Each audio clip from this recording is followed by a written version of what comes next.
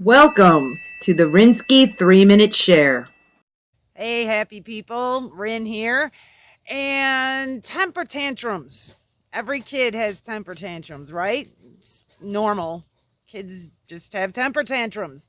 But mine actually lasted well into my 20s. I was a pretty angry kid a lot of the times. Actually, angry enough to go to those psychologists and can you help my kid? What's going on? Kind of people.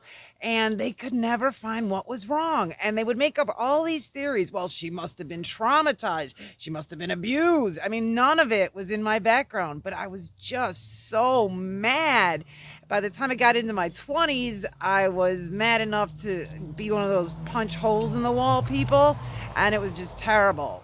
Drinking did not help, of course, because the holes would get bigger and my fist would get more swollen and things would be just awful. So why was I so mad?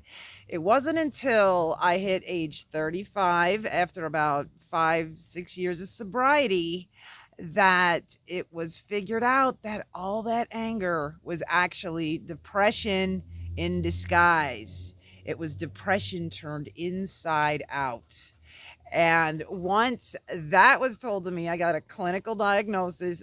Phew, everything made sense because the anger, everything in my life, I would turn to anger because anger was familiar to me and it was cool because you're so powerful when you're angry. So sadness and grief, that made you weak, right? Who wants that? So I would turn it into anger.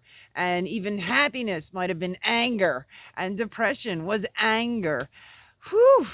Well, thank goodness it was figured out what it was so I could then deal with it.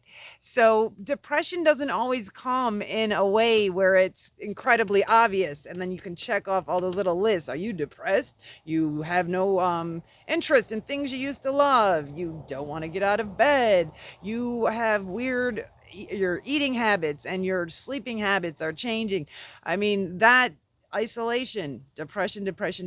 But depression can also be sneaky with signs like being enraged all the time, angry for no apparent reason, or feeling like the whole world is just absurd. And this life is absurd, and everything you do is worthless. Depression can come like that, and it's crazy.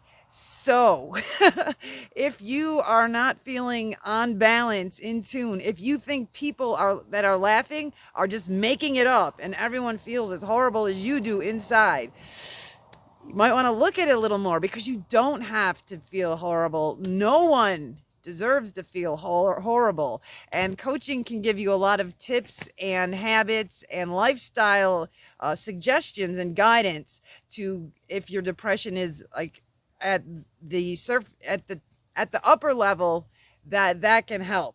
If your depression goes deeper, definitely that's when you go to the psychologist, psychiatrists, and people who can clinically diagnose you and give you the help that will make you feel beautiful, wonderful, and actually enjoy your life because you deserve to.